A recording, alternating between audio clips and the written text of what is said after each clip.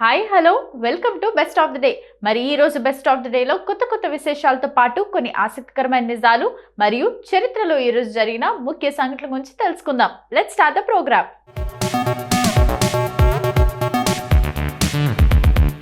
ముందుగా పరాక్రమ్ దివాస్ గురించి చెప్పుకుందాం.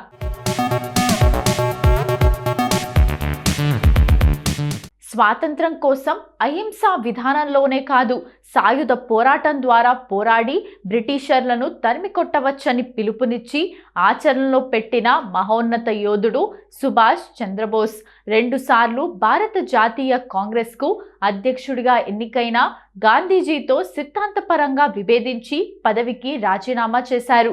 గాంధీజీ ఆచరించిన అహింసావాదం మాత్రమే స్వాతంత్ర సాధనకు సరిపోదని, పోరుబాటు కూడా ముఖ్యమని సుభాష్ చంద్రబోస్ బలంగా నమ్మారు.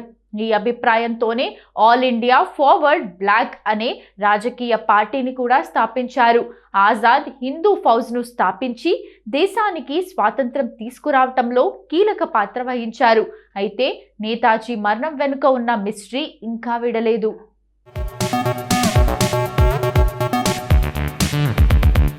1945 ఆగస్టు 22న నేతాజీ ప్రయాణించిన యుద్ధ విమానం ప్రమాదానికి గురై ఆయన వీరమరణం పొందినట్లు జపాన్ రేడియో ప్రకటించింది. అయితే ఈ ప్రకటనపై భిన్న వాదనలు వినిపిస్తున్నాయి. కేంద్ర ప్రభుత్వం నేతాజీకి సంబంధించి 100 సీక్రెట్ ఫైళ్లను విడుదల చేసినప్పటికీ ఆయన మరణం వెనుక కారణాలు ఇప్పటికీ ప్రపంచానికి ఓ మిస్టరీలానే మిగిలిపోయింది.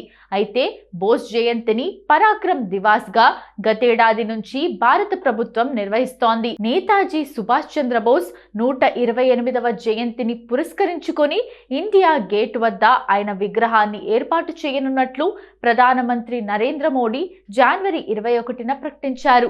నల్లరాతి విగ్రహాన్ని తయారు చేయిస్తున్నట్టు పేర్కొన్నారు. అది పూర్తయ్యే వరకు అదే ప్రదేశంలో హోలోగ్రామ్ విగ్రహాన్ని నెలకొల్పనున్నారు. నేతాజీ జయంతి జనవరి 23న దీనిని ఆవిష్కరిస్తారు.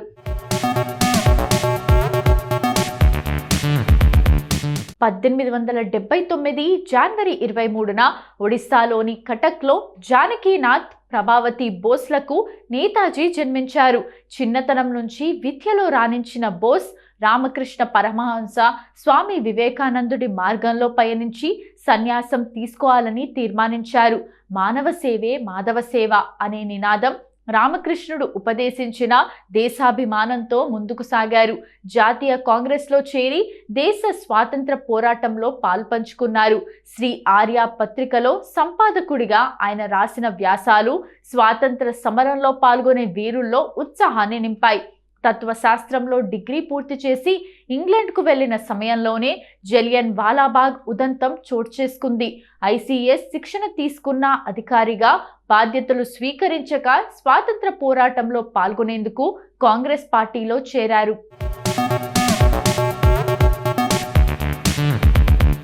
బ్రిటిష్ అధికారి వెల్స్ క్యూన్ భారత్ పర్యటనకు వ్యతిరేకంగా చిత్తరంజన్ దాస్తో కలిసి జరిపిన పోరాటంలో అరెస్ట్ అయ్యారు. స్వాతంత్ర పోరాటంలో భాగంగా 11 సార్లు జైలుకు వెళ్లిన సుభాష్ చంద్రబోస్ ఆంగ్లేయుల కబంధ హస్తాల నుంచి భారత మాతను రక్షించేందుకు చలో ఢిల్లీ, నాకు రక్తాన్ని ఇవ్వండి, నేను మీకు స్వాతంత్రాన్ని ఇస్తాను అనే నినాదాలను ఇచ్చారు. నేతాజీ ఆధ్వర్యంలో 1944 ఫిబ్రవరి 4న చలో ఢిల్లీ కార్యక్రమాన్ని నిర్వహించారు. రెండో ప్రపంచ యుద్ధం ఆరంభం కావటంతో ఆంగ్లేయులను దెబ్బతీయటానికి ఇదే సువర్ణావకాశమని భావించారు. యుద్ధం ప్రారంభం కాగానే కూటమి ఏర్పాటు చేసే ఉద్దేశంతో రష్యా, జర్మనీ, జపాన్లో పర్యటించారు. జపాన్ సహాయంతో యుద్ధ ఖైదీలు, రబ్బర్ తోట కూలీలు, ఔత్సాహికులతో ఆజాద్ హింద్ ఫౌజ్ను ఏర్పాటు చేశారు. జపాన్ అందించిన సైనిక, ఆర్థిక, దౌత్య సహకారాలతో ఆజాద్ హింద్ ప్రభుత్వంను సింగపూర్లో ఏర్పరిచారు.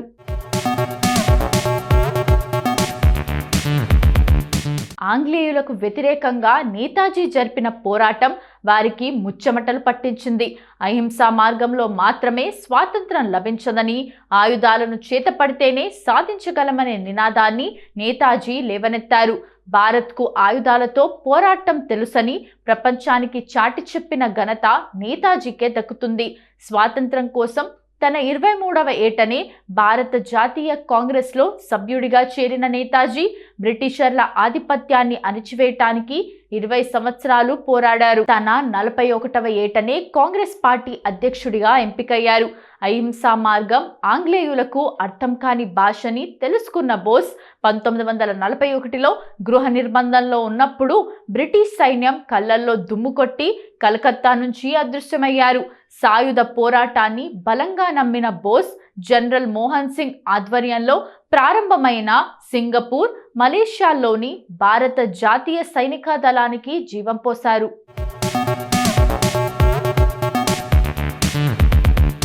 1944 ఫిబ్రవరి 4న బర్మా రాజధాని రంగూన్ నుంచి భారత్ సరిహద్దులకు ఇండియన్ సైన్యం ప్రయాణమైంది. తర్వాత 2 ఏళ్లలో కోహిమా కోట, తిమ్మాపూర్, కోహిమాను సైనిక దళం చేరుకుంది. భారత్ జాతీయ సైనిక దళ దాడుల దాటికి తట్టుకోలేక బ్రిటిష్ సైన్యం కుదేలైంది. నా జీవితం వివేకానందుని ప్రభావంతో రూపొందింది. జ్వాలాంతమైన వివేకానందుని దేశభక్తి భావాలు నా రక్తనాళాల్లో లావాలా ప్రవహించి నన్ను ఉత్తేజపరుస్తూ జాతీయోద్యమంలో ముందుకు నడిపిస్తున్నాయి అని బోస్ సగర్వంగా చెప్పుకున్నారు.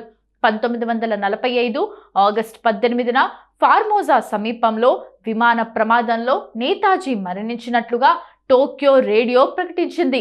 అయితే అప్పట్లో విమాన ప్రమాదం ఏదీ జరగలేదని పలు నివేదికలు తెలిపాయి. నేతాజీ ఎప్పటి వరకు జీవించి ఉన్నారు, చివరి రోజులు ఎక్కడ ఏ విధంగా గడిచాయనేది ఇప్పటికీ అంతుచిక్కని రహస్యమే. ఇప్పటి వరకు పరాక్రమ్ దివస్ గురించి మనకు తెలియని కొన్ని ఆసక్తికరమైన నిజాలు తెలుసుకున్నాం కదా.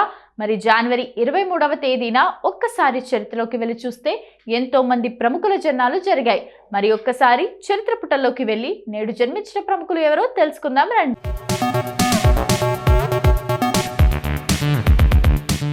నారా లోకేష్. తెలుగు రాష్ట్రాల్లో ఈ పేరు గురించి ప్రత్యేకంగా చెప్పాల్సిన అవసరం లేదు. టీడీపీ అధినేత ముఖ్యమంత్రి చంద్రబాబు తనయుడిగా ఆయనకు గుర్తింపు ఉంది. అలాగే టీడీపీ వ్యవస్థాపకులు దివంగత మహానటుడు నందమూరి తారక రామారావు మనవడిగా లోకేష్కి ఎంతో ప్రత్యేకత ఉంది. తాత, తండ్రి అడుగుజాడల్లో నడుస్తూ రాజకీయ ప్రవేశం చేశారు నారా లోకేష్. మొదట వ్యాపార రంగాల్లో అడుగుపెట్టి రాణించిన లోకేష్ ఆ తర్వాత రాజకీయాల్లో అడుగుపెట్టి తనదైన గుర్తింపు తెచ్చుకుంటున్నారు. ఈరోజు నారా లోకేష్ 43వ పుట్టినరోజు జరుపుకుంటున్నారు. ఈ సందర్భంగా ఆయనకు పుట్టినరోజు శుభాకాంక్షలు తెలియజేస్తున్నాం. 1983 జనవరి 23న చంద్రబాబు, భువనేశ్వరి దంపతులకు నారా లోకేష్ జన్మించారు. లోకేష్ జన్మించే నాటికి చంద్రబాబు ఎమ్మెల్యేగా, మంత్రిగా ప్రజలకు సేవ చేశారు. లోకేష్ ప్రాథమిక విద్య అంతా కూడా హైదరాబాద్లోనే జరిగింది. ఆ తర్వాత స్టాన్ఫర్డ్ విశ్వవిద్యాలయం నుండి MBA చేశారు. కార్నెగీ మెలన్ విశ్వవిద్యాలయం నుండి మేనేజ్మెంట్ ఇన్ఫర్మేషన్ సిస్టమ్స్ విభాగంలో BSc చేశారు. చిన్నప్పటి నుండి కూడా లోకేష్ చదువుల్లో ఎంతో ప్రావీణ్యం చూపించేవారు. లోకేష్ స్కూల్కు వెళ్లే టైంలోనే తన తండ్రి ముఖ్యమంత్రి హోదాలో ఉండటంతో అత్యంత భద్రత నడుమ స్కూల్కి వెళ్లేవారు. క్రమశిక్షణలోనూ లోకేష్ తండ్రికి తగ్గ కొడుకుగా పేరు తెచ్చుకున్నారు. అమెరికాలో ఉన్నత చదువులు చదివిన నారా లోకేష్ ఇండియాకు వచ్చి వారి వ్యాపార సంస్థ అయిన హెరిటేజ్కు మేనేజ్మెంట్ డైరెక్టర్గా బాధ్యత చేపట్టారు. లోకేష్ MDగా ఉన్న సమయంలో ఈ సంస్థ పలు ప్రాంతాల్లో కొత్త స్టాళ్లను ఏర్పాటు చేసింది. వ్యాపార విస్తరణ కూడా వేగంగా జరిగింది. అలాగే పలు విభాగాల్లో కూడా హెరిటేజ్ పలు అవార్డ్స్ అందుకోవటంలో లోకేష్ కీలక పాత్ర పోషించారు. బాల్ ఠాక్రే. శివసేన పార్టీ వ్యవస్థాపకుడు, మరాఠీలకు ఆరాధ్యుడు. బాల్ ఠాక్రే జనవరి 23, 1926లో పూణేలో జన్మించారు. దాదాపు 5 దశాబ్దాల పాటు మహారాష్ట్ర రాజకీయాల్లో కాకుండా దేశ రాజకీయాలను సైతం ప్రభావితం చేసిన విలక్షణ వ్యక్తి బాల్ ఠాక్రే. 1950లో రాజకీయ వ్యంగ్య చిత్రకారుడిగా జీవనం ప్రారంభించిన ఠాక్రే 1960 నాటికి సొంత రాజకీయ వారపత్రికను ప్రారంభించాడు. ముంబైలో మహారాష్ట్రేతర ఆధిపత్యాన్ని సహించక వారికి వ్యతిరేకంగా కార్టూన్లు వేసేవాడు. ఆ తర్వాత మరాఠా ప్రజల హక్కుల సాధనకై పోరాటం చేయటానికి 1966లో శివసేన పార్టీని ఏర్పాటు చేశాడు. మహారాష్ట్ర మహారాష్ట్రీయులకే అనే ఉద్యమంలో భాగంగా ముంబైని వదిలిపోవాలని ప్రవాసులను హెచ్చరించాడు. హిందుత్వను, హిందూ జాతీయవాదాన్ని కూడా బలపర్చాడు. జాతీయ రాజకీయాల్లో భారతీయ జనతా పార్టీతో జతకట్టి కీలక పాత్ర పోషించాడు. శివసేన పార్టీ స్థాపించినందుకు 1995లో మహారాష్ట్రలో ఆ పార్టీ అధికారంలోకి వచ్చి బాల్ ఠాక్రే మాత్రం ప్రత్యక్ష రాజకీయాల్లోకి రాలేడు, ఎన్నికల్లో పోటీ చేయలేదు. పార్టీ అధినేతగానే ఉంటూ పార్టీని నడిపించారు. వివాదాస్పద వ్యాఖ్యలు చేయటానికి కూడా వెనుకంజ వేయలేదు.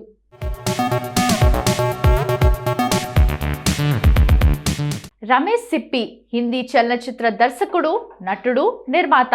భారతదేశంలో ఇప్పటి వరకు నిర్మించిన అత్యంత ప్రభావవంతమైన చిత్రాల్లో ఒకటిగా పరిగణించబడే షోలేకు దర్శకుడిగా ఆయన ప్రత్యేకంగా ప్రసిద్ధి చెందారు. భారత ప్రభుత్వం 2013లో అతన్ని పద్మశ్రీ పురస్కారంతో సత్కరించింది. 2017లో ఇతను ముంబైలో Ramesh Sippy academy of cinema and ఎంటర్టైన్మెంట్ను స్థాపించారు. రమేష్ సిప్పి 1947 జనవరి 23న బ్రిటిష్ ఇండియాలోని కరాచీ నగరంలో సింధీ హిందూ కుటుంబంలో సినీ నిర్మాత అయిన జీపీ సిప్పి కుమారునిగా జన్మించారు. రమేష్ సిప్పి తన తండ్రి తీసిన సినిమా సజా సెట్లలోకి 6 సంవత్సరాల వయసులో వెళ్లి చూసేవాడు. 9 ఏళ్ల వయసులో 1953లో షెహన్షా చిత్రంలో అచలా సచ్దేవ్ కొడుకు పాత్రలో నటించాడు. తన తండ్రి నిర్మిస్తున్న జోహార్, మొహమ్మద్ ఇన్ గోవా, మేరే సనం వంటి చిత్రాల్లో నిర్మాణ, దర్శకత్వం విభాగాల్లో పనిచేశాడు.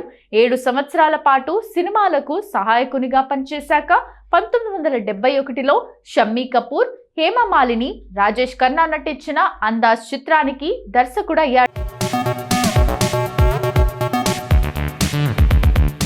సో ఇదండి ఇవాల్టి best of the day episode. ఈ ఎపిసోడ్ అనేది ఈ రోజుకు సంబంధించిన కొన్ని ఆసక్తికరమైన విశేషాలు తెలుసుకోవడానికి ఉపయోగపడిందని అనుకుంటూ మళ్ళీ రేపటి ఎపిసోడ్లో కలుద్దాం.